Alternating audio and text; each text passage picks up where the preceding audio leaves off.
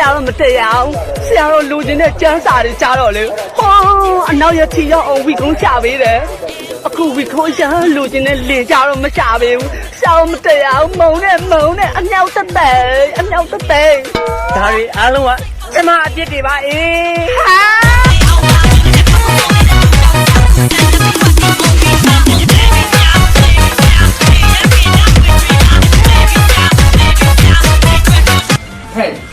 ကျွန်တော်တော့ပတ်စံပြော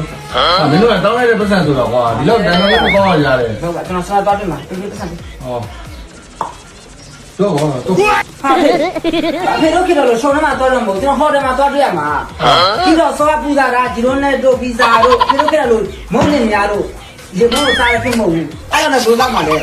ငါကဘာမှမရှိတက်မှမရှိတော့ရတော့ဟာမရှိရှိရဖြစ်လို့ရအလီးကဖြစ်อยู่ပါအယောပါ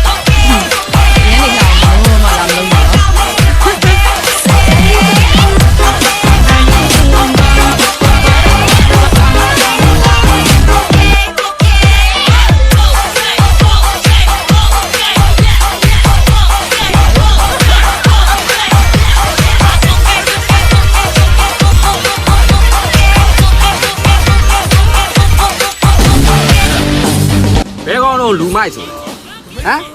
ဘဲကောင်းတော့လို့လူမိုက်ဆိုတာဘဲကောင်းလို့လာထွက်ကြလားဟိုပါရီဒီတန်းစီလိုက်မယ်လားဘဲကောင်းတော့လူမိုက်ဆိုဟမ်ဘဲကောင်းတော့လို့ခဏတော့ရဲလာတယ်